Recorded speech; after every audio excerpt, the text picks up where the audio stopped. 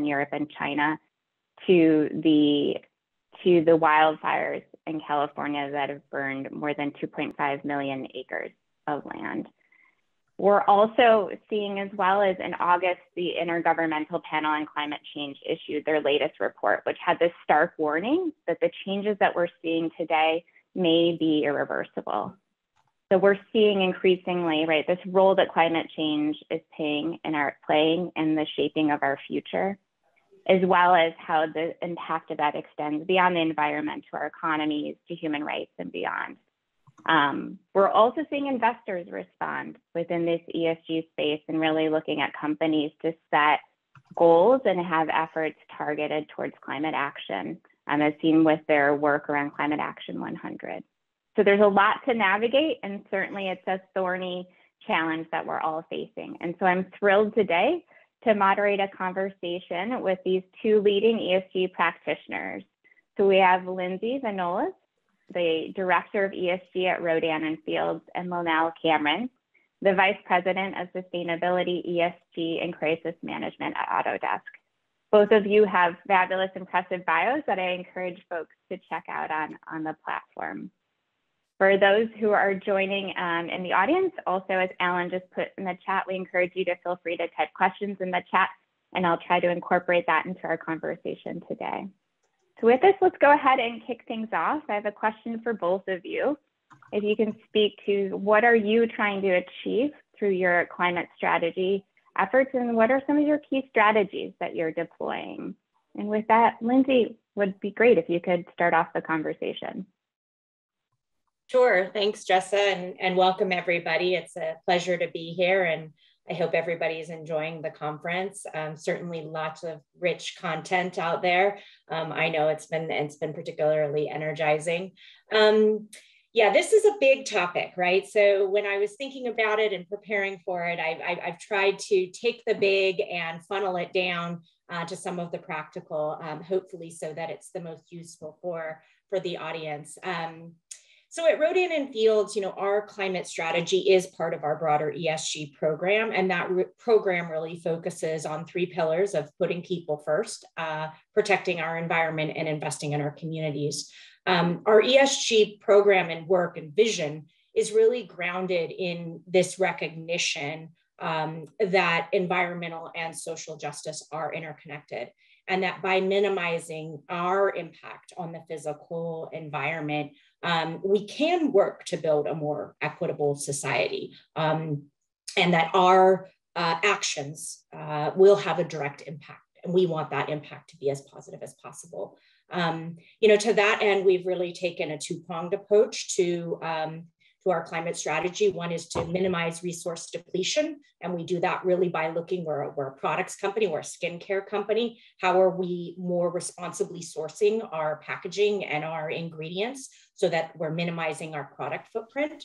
How are we looking at better end-of-life solutions, so better waste management solutions? How are we looking at what we're doing around water management, for example?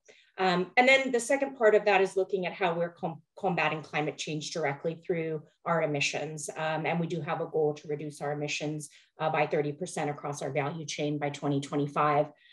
So this sort of effective climate strategy is really about bringing shared value to our business and society. And executing on that strategy has been really tactical approaches. We've looked at taking the time to measure our full footprint across scope 1, 2, and 3 emissions.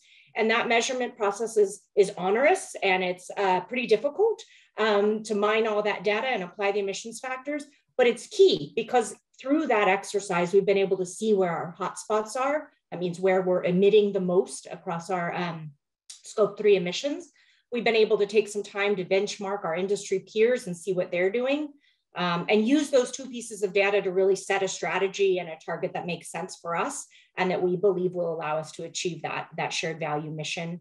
And then most recently, we really executed on a reduction roadmap. And I would encourage a lot of people to think about that, because once you get this footprint and once you do your industry benchmarking, you're a little bit like, so what, right? So what now? So the reduction roadmap really helps you identify those concrete actions for us that we can take to tackle emissions. And it's challenging. But we really are committed to following that reduction hierarchy of making those operational changes, and where we need to, leaning in on offsets, because there's certainly some great projects that can be supported. But that's the real work that we're doing to minimize the impact of our operations on the environment to positively impact society.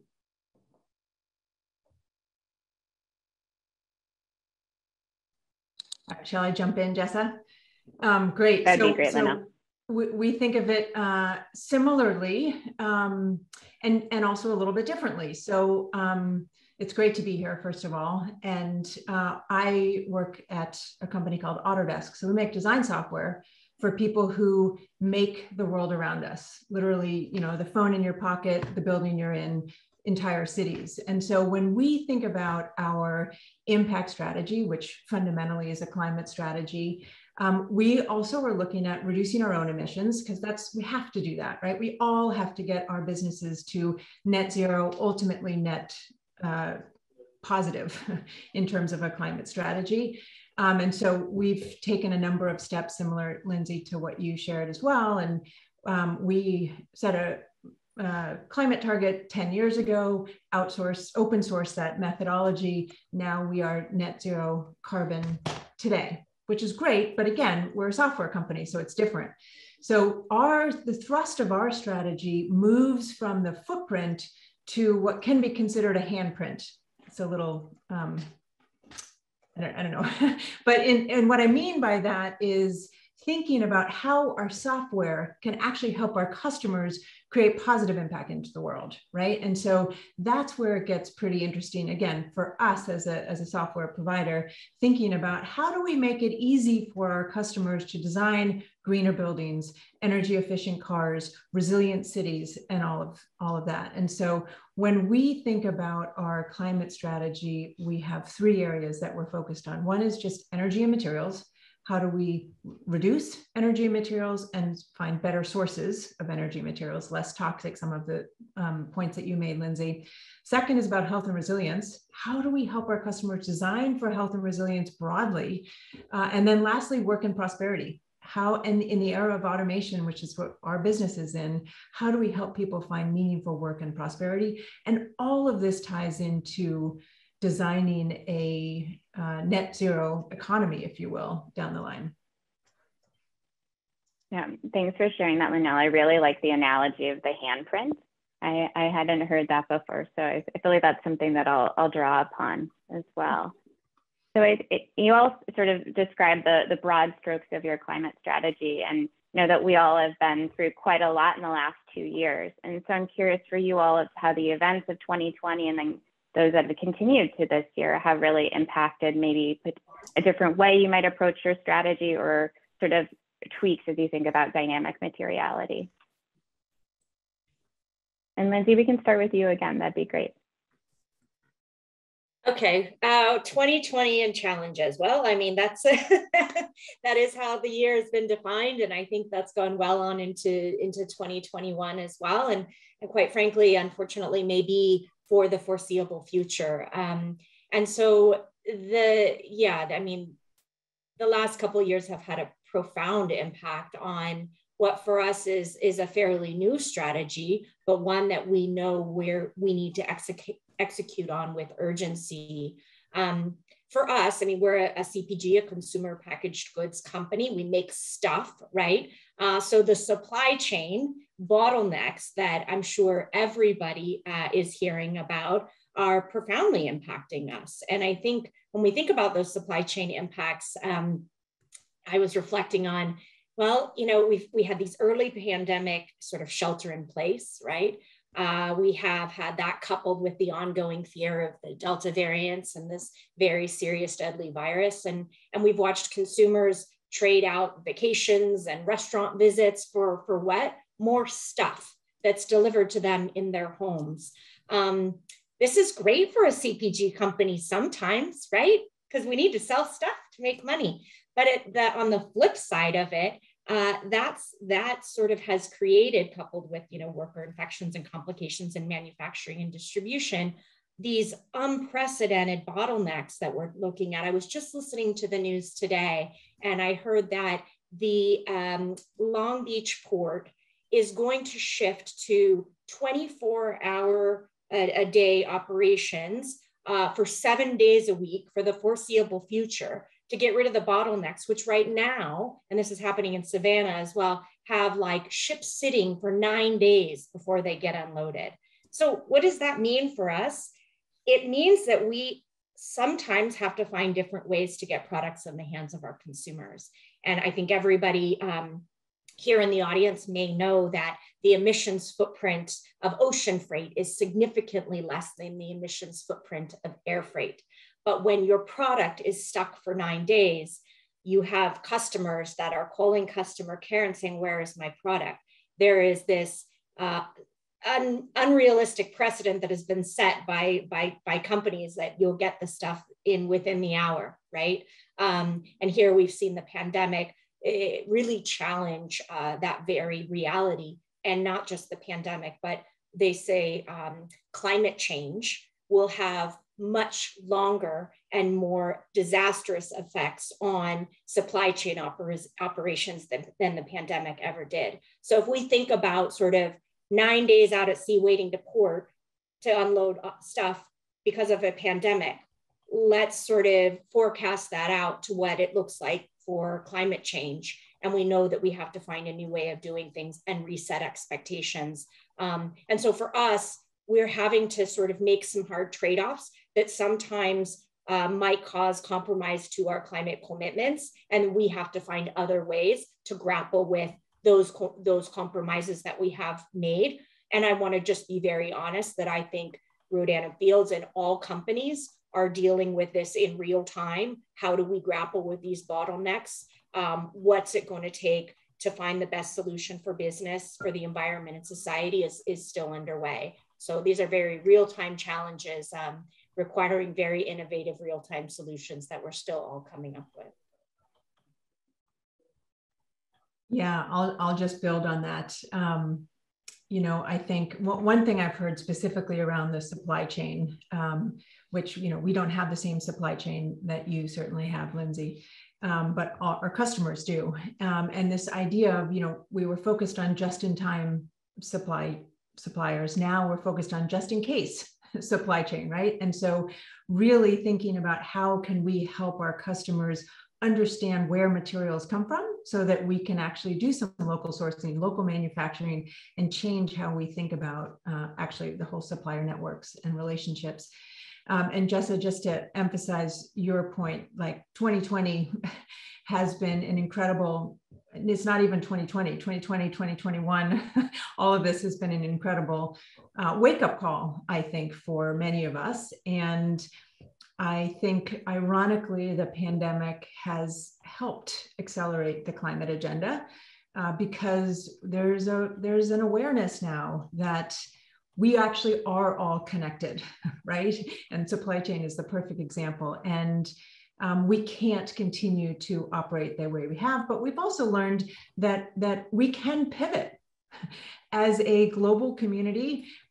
Public, private sector needing to come together like never before, whether it's supplying PPE equipment or vaccinations and all this. And so I think one of the things that has really shifted for me and in my work is people are comfortable now talking about a climate strategy and a climate agenda, which, you know, only a couple of years ago was too existential for many business leaders to have a tangible conversation about what they're going to do about it. That's different now, right? And certainly wildfires and extreme weather and happening everywhere around the world is helping to shift that as well. But, you know, we've had extreme weather events for a decade. So it's really, I think, the pandemic that has shifted the idea of agency, actually, that we can come together, we can think about how we can reverse this change and also prepare for the inevitabilities of what I think of as a very, very turbulent decade ahead for us collectively. Thanks both of you for that. And, you know, as you both were talking about and mentioning suppliers and a different, sort of with a different lens, given your unique business models. And, you know, within the ESG space, we often talk about many stakeholders, right? So we think about the customers, our employees, investors, as well as the broader community. And so Linnell, I was curious for you all is, how are you seeing those stakeholders influence your climate strategy? Or perhaps as you spoke to, as you're seeing that their openness to talking about it in a different way and how that may be able to accelerate your work.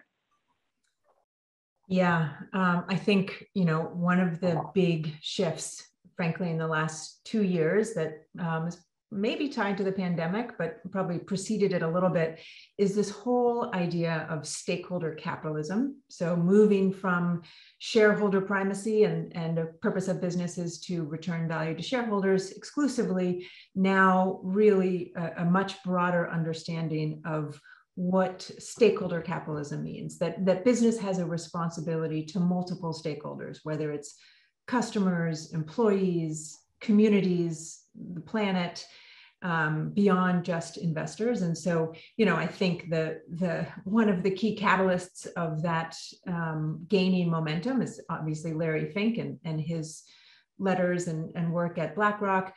But also the Business Roundtable following shortly after, really putting forth a new paradigm, if you will. I don't think we're there yet, but there's general awareness of it.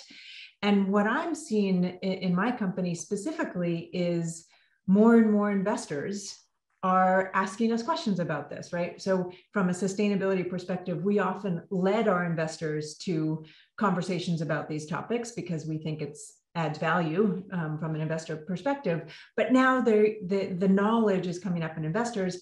And guess what? Therefore, in the boardrooms, more and more boards are familiar with stakeholder capitalism. The term ESG, environmental, social, and governance, is the typical investor language there, but it's the same thing that we're talking about here.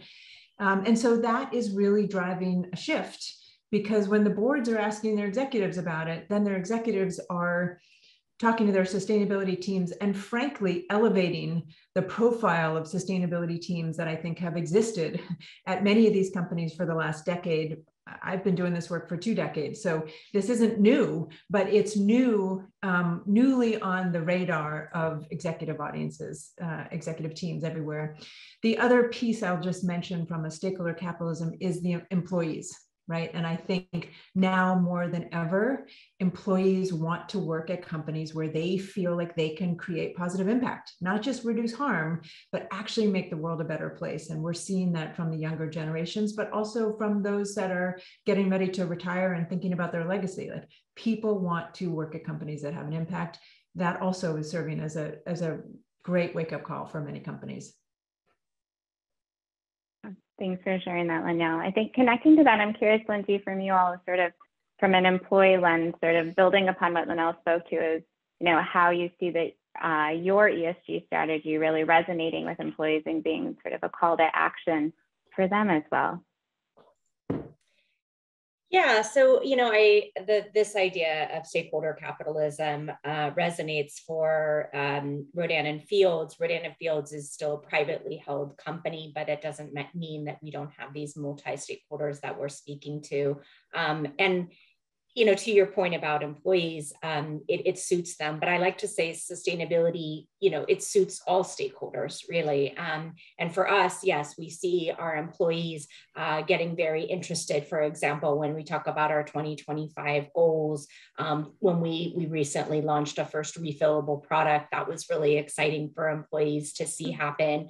Where we've put out these emissions reduction goals and people want to know, well, how are we going to do that? And so there is a lot of interest, and we are trying to Linnell's point, push it a little bit more front and center. It's been happening for a long time in the background, but all of a sudden it's slowly sort of gaining momentum, and pretty soon we'll see more of a center stage moment for it.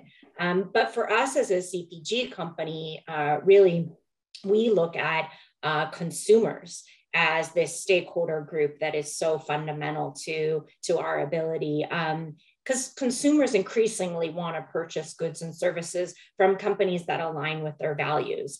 And, to be sure, the purchasing power of consumers is vast. And it will motivate and move CPG companies to invest more in sustainable products and services.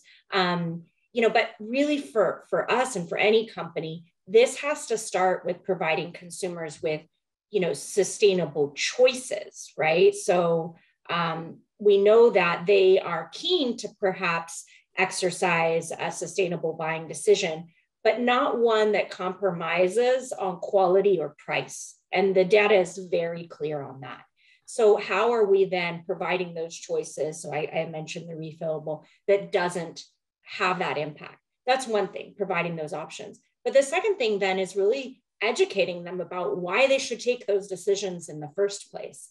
And I think what a lot of us in the ESG sustainability field take for granted, and I am guilty of this 100%, is that we are drinking the Kool-Aid day in and day out. We're looking at the data. We know the impact that we're trying to make, and we're driving 100 miles an hour. And we just assume that everybody else, consumers, are there too. But the reality is that may not be the case. And so it's incumbent upon companies to really educate consumers about the impact that their decisions can have. Why does it matter? You see lots of products that have, this bottle is made with 40% post-consumer recycled plastic. We have that too. Why does that matter? What is that? Everyone talks about PCR, but what's the difference between that and virgin plastic? How do we sort of educate that without getting into the nitty-gritty weeds of it? That's really fundamentally important. Or what does it mean to get paperboard from sustainably, farmed forest that's FSC certified? Why does that matter? So that's a really big role of business when we think about stakeholder capitalism, is that education piece, not only for employees who I think are a little bit more maybe tied close to the business and hearing it, through ESG education moments within their companies, but the consumers, the very ones that we're trying to work with. So can I jump in there just quickly? A good panel has disagreement, right? So I'm going to push back a little bit on that. I mean, I think everybody on this panel, the 24 of you in this room, should get educated on all of the issues that you mentioned. And we should try to bring the literacy up in terms of impact, whether you're taking a shower and how many gallons you're using, or you're buying consumer products. At the same time, from a business perspective, and I'm B2B, my company. So, thinking about educating architects, engineers, manufacturing companies and getting them on board about this decision versus that decision is a little bit daunting. So the way we are approaching is make it easy for your customer, whether they're consumer or otherwise, to make the right decision, right? And so when we're thinking about helping an architect design a building, I don't actually care if they understand why they're making a greener building or how they got there. I just want the default design process to be a greener building, a more efficient building. Same thing when we're thinking about material trade-offs. It's really, really complex, as you know more than anyone, Lindsay, in terms of which material is better, which kind of plastic, is it a circularity issue or is it a toxicity, all of these things. But if we can make it easy for our customers, whoever they are, to make better decisions at the purchasing point or in their design environment, I think we'll be able to accelerate progress even more. And I don't mean that education isn't important. It certainly is. We probably need both. But at some point, let's just get the right decisions happening everywhere. 100% agree. Yeah, give them the right choices to make. Yep. Yeah. And I think too, what I hear from both of you is this common theme, right, of how we're all interconnected and sort of the systemic nature of it. And so I think we also see too, to make progress, we have to do this in partnership. And so I think that's I would love to explore with you all is sort of when you look outside yourselves as a company, but sort of this wider ecosystem, who are your key partners in achieving this work, and sort of what are some of your strategies that you take to tackle it with them. And so Lindsay, we can start with you again. Yeah, I mean, for us, I think when we look again at that stakeholder capitalism approach, we think about those stakeholders as our partners. A lot of them are, particularly again, a company in the CPG space, really, again, going back to the emissions factor, so this is a panel about climate resilience and climate change. When we look at our emissions hotspots, it's in our scope 3. That's where the lion's share of emissions lie for CPG companies in our space. That means that we need to be working really closely with our suppliers to have an impact collectively on reducing those emissions. We need to have the ability, first and foremost, to look under the hood and get a little bit more visibility into what our suppliers are doing. So for us, we've made a commitment around sustainable procurement, and that commitment is really to more rigorously and continuously monitor our suppliers for their human and environmental practices. And so we've partnered with an organization that I'm sure a lot of you are familiar called EcoVadis to make sure that we can understand what our suppliers are doing and collaborate with them collectively to achieve our climate goals, or on the flip side, where corrective action might be needed, have the ability to take that. First and foremost, it's a business strategy, right? It's mitigating business risk in your supply chain. It's identifying opportunities for innovation, which ultimately creates resilience, right? That's a better business. So for example, we want to know if we have a critical supplier that's working in a water constrained area, that supplier is measuring and mitigating water consumption in a really robust way. Water is the #1 ingredient in beauty products. It's not the active ingredient, but it is the #1 ingredient. So that has a huge potential business risk for us, but it also has a societal risk. If that supplier is working in a water constrained area and not measuring their consumption, what impact is that having on the community? Or worse, if they're not measuring affluence into the flow of the water, what impact is that having on the water quality for those people? So again, that kind of interconnected environmental and social is really important for us with our suppliers. So that's a really big partnership aspect for us, is engagement with our suppliers. And I'll just build on that. I didn't listen to the whole plenary this morning, but I did get a chance to hear Mayor Schaaf talk about the real importance of systems thinking and public-private partnerships. And I can't underscore that more as we look to the decade ahead. We've had partnerships for many years, across these sectors and whatnot, but I do believe this next decade is about really deep reinvention of what it means to partner and collaborate with an ecosystem. And so a couple points on that front. So we're at an interesting juncture, we sit in an interesting place as a company because we're at the intersection of architecture, engineering, manufacturing, construction sectors. And we are trying to, through our business and through our software, actually help increase collaboration across these sectors. And our customers span across these sectors, but of course also government and beyond. And so it gives us a really interesting vantage point, I guess, in terms of how do we accelerate that collaboration in the design environment so that we can all have a different kind of conversation when we're looking at a city plan or a building in a city context. But also, I think we think about partnerships from a philanthropic perspective, and I know many of the people here are in the foundation world. And so through our grant making at the Autodesk Foundation, we actually make grants to what we call ecosystem partners. So there's the actual designers, engineers who are designing and making things in the world that are really having a positive impact, but it's also the incubators and the accelerators who are creating the change and the conditions for change that will help these entrepreneurs be successful. And that has, since our founding, since the Autodesk Foundation was founded, close to 10 years ago, that's been a core pillar of what we're trying to do. And it includes even, giving away free software to any entrepreneur trying to solve social environmental challenges, right?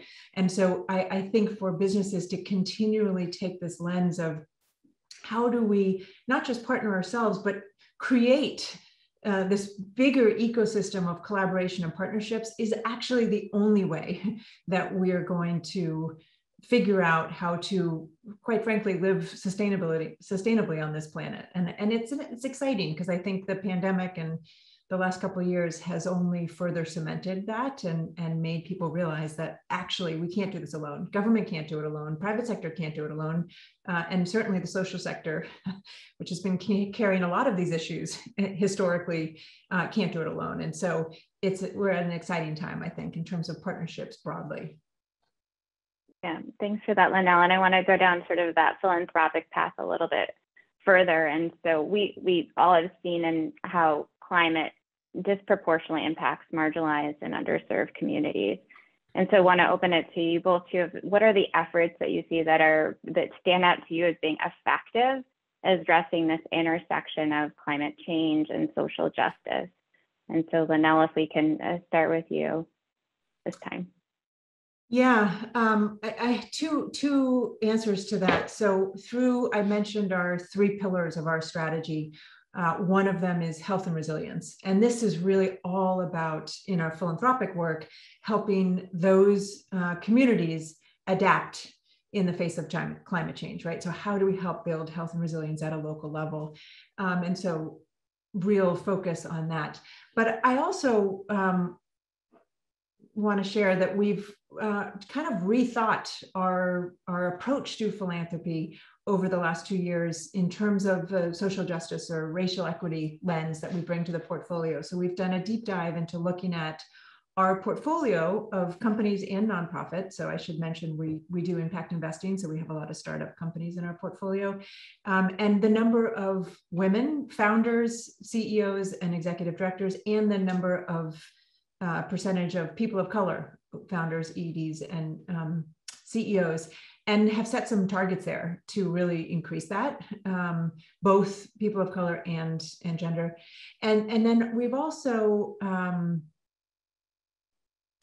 changed our approach to grant making, where we now have an open call for folks to approach us versus relying on our network, because we realized that our network would limit us, right, and limit the opportunity for people to find Autodesk and to partner with us. So those two changes are quite significant in terms of how we do grant making, frankly, as a company, and how we help support getting more people more access to capital.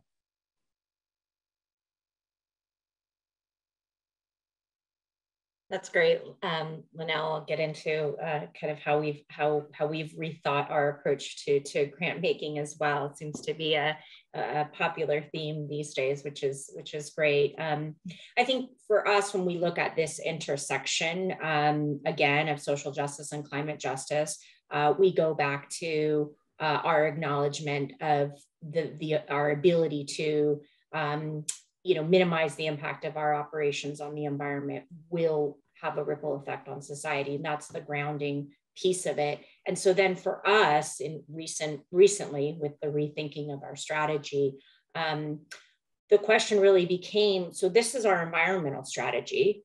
How is this supported by our philanthropic strategy? Yes, we have 3 pillars. How are these pillars working together better and more effectively to achieve our collective social and environmental impact goals?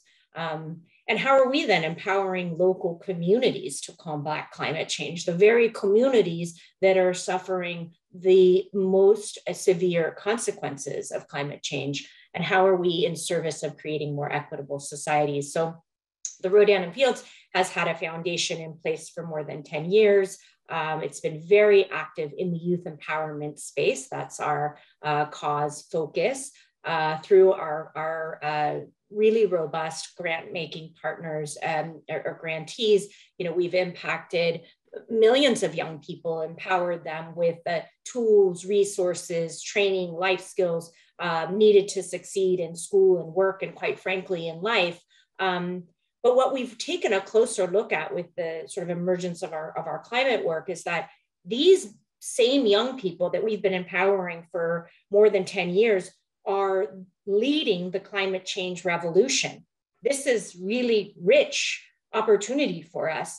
How are we then committing to using our philanthropic investments to amplify their voices on an issue that is fundamental to them right now and something that will continue to impact them long after the older generation has left the earth. So with that in mind, we too rethought our grant making approach, and we looked at, we recently launched a fund. It's a $5 million youth empowerment fund that will be expensed over the next 3 years, again, through what we like to say is the democratization of our grant making. So rather than curating a few grantees that we know are very good and powerful, we wanted to reach more organizations working in the communities, in BIPOC communities that were BIPOC-led organizations that had also that social racial justice lens to it because of that intersection with climate. And so we were able to then, we just closed our first grant round, and we selected some 10 new organizations, and they all have distinct programs, but the programs do have a common thread, the ones that are focused on environmental justice, and that is that they're empowering, young people that are disproportionately, impacted by climate change to really become advocates, allies, and innovators in the fight for environmental justice. A couple of, I think, awesome examples that are new to us. One is a partnership in Canada. We're working with a youth-led organization here to empower Indigenous youth to be the next generation of clean energy leaders. They have an annual conference. They bring in Indigenous youth together from across Canada to build relationships, share resources, create action plans to accelerate an clean energy future. They're connected with mentors. In some cases, they're connected with seed funding. And they're able to take back, launch, clean tech companies in some case, solar powered water systems is one example in their communities. But the great thing about these is that in turn, these innovations, right, create jobs that drive local investment in the community, that drive economic development in those communities, and ultimately over time, create opportunities for generational wealth that we know is fundamentally important to lift people out of poverty, to break down the systems and the barriers that have kept marginalized communities from accessing economic opportunities.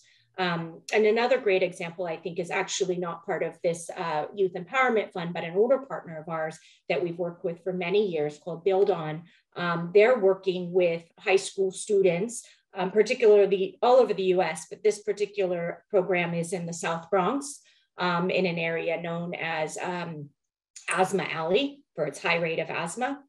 They're actually having an opportunity to learn how the urban planning and development of this area built on systemic racism to allow for highways and byways to be built around a place and to lock in air that then would be filled with particulate matter and lead to higher rates of asthma. Just that knowledge, armed with that knowledge, students are beginning to take action in their communities. Because as young people do, they build movements, they share information naturally with their peers, they leverage social media in ways that my generation could only dream of, and they bring that knowledge to advocate for local policy changes, not only to clean up the environment through urban reforestation efforts and the like, but also to advocate for access to affordable healthcare for those that are impacted. And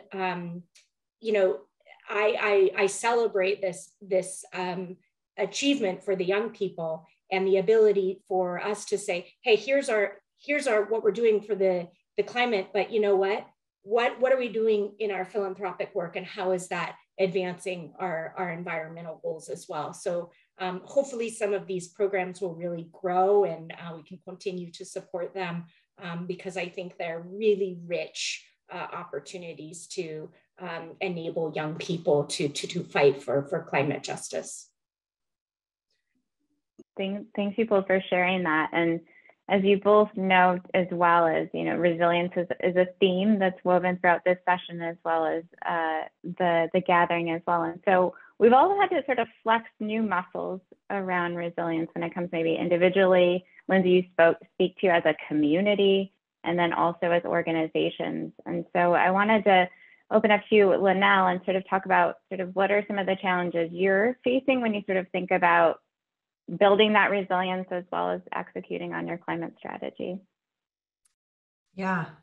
Well, we certainly have had to flex new muscles, as you say, Jessa. But I think more than anything, we've discovered muscles that barely exist.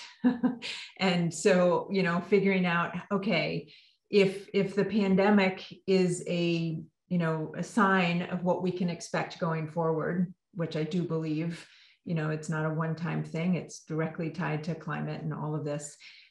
We as a collective society need to really, really think differently about building resilience at all scales. And I think about resilience from personal to planetary. So at a personal level, we've all had to adjust overnight to an entirely different way of working. And at Autodesk, we put in place a whole resilience program, frankly, in April, so a month after the shutdown, to support our employees to learn new resilience skills, whether it's mindfulness and meditation or the importance of fitness or social connection or whatnot. And so really thinking about, and I think for sustainability and philanthropic professionals, like most of us are here, it couldn't be more important for us to take care of ourselves so that we can continue to show up and do this work, because we've got some work ahead of us to do.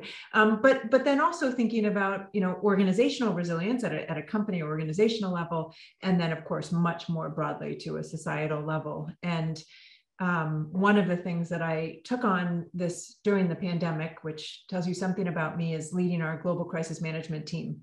And the reason I took that on is because I realized that these things are increasingly interconnected. This is where the action is happening, if you will, this decade. But more than anything, it's an opportunity for companies to think smartly, think about the risks and transform them into opportunities, right? So that we can get ahead of some of these things. We cannot just think about climate or pandemics or different one-off things, but the intersectionality and the interconnection of all of these different megatrends really is the reality that we need to become resilient to, because there is no new normal. There's the next normal and then the next normal. And so I think really helping companies think about not just bouncing back and recovering from shocks like the pandemic, but bouncing forward. And I heard the other day someone mentioned we should just eliminate the word back from our vocabulary, right? It's about bouncing forward, adapting, transforming, changing how we do everything. To me, that's at the crux of resilience and something I'm quite passionate about. In fact, I do believe that we will have chief resilience officers at companies before too long, right? A lot of cities have these titles and these people who are focusing on building resilience at a city level. I think that's exactly what we're going to need at a company level. And Linnell, if we can sort of bounce forward and use that frame, I'm curious for you as you look forward, sort of what gives you hope? Because we covered a vast variety of issues and sort of the complexity of it. And as you think about a sustainable future, sort of what's your North Star and bright light? Yeah, I think the main thing that gives me hope is the increased awareness and understanding of the intersectionality of all of these different things. So, as climate change and fires and things hit the front page of New York Times, my friends in other parts of the country, are pinging me and saying, how do you handle the work that you do knowing all of this? And I'm like, well, now that everybody else is aware of it, it's so much easier to handle, right? It was 10 years ago when we were lone wolves talking about climate change and whatnot. And so, I think the fact that we collectively seem to understand the system nature of what we're up against and the need to have a systems mindset. Again, we do not know how to do that, I think, as a global species, have a systems mindset, systems thinking, but we know that we need it. And we know that things are interconnected. And I think that's going to serve us well as we figure out the path forward. Lindsay, curious to hear from you as well, as sort of what brings you hope as you continue on this work. Young people give me hope. I have the pleasure and opportunity of hearing from many ages of young people, both my own children and those young people that our grants are impacting. And having spent 10 years in the youth development space prior to getting into sustainability, and I am continually amazed by the power and natural resilience and grit that young people have. I've watched them, even though I now loathe this word, pivot in response to their education, in response to work, in response to opportunities that they thought would be there, whether it's an internship or college or a mentorship or a safe space getting out of their homes, which were not a bright light, be taken away by the pandemic. And yet here we are seeing them strengthened and emboldened to take action on the things that they care about, whether it's the climate or whether it's social and racial inequity, or whether it's, career readiness and life skills training, mental health. And we see them grappling in unprecedented ways with mental health crises that's rippling across communities. And yet they're still eager to fight and press on. And that really gives me a lot of hope. Yeah, I feel like that's a great place to sort of close our session here on sort of the things that bring us hope.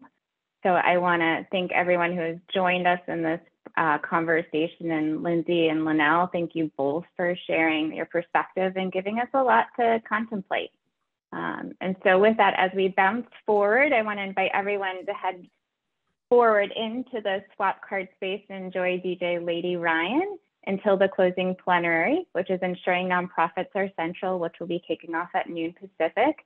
Don't miss Boulay, the founder of Nonprofit AF, and Fatima Angeles from Levi Strauss Foundation for a one-on-one conversation. They'll also be joined by Brandon Nicholson from the Hidden Genius Project, Casey Patterson from Black Equity Collective, Tiffany Shumate from Hack the Hood, and then Randy Siraguchi from Urban Ed Academy. They'll be diving into conversation around how corporate funders can help ensure nonprofits are strong, resilient, and continue to have impact. So with that, thank you all for joining, and we will see you all there.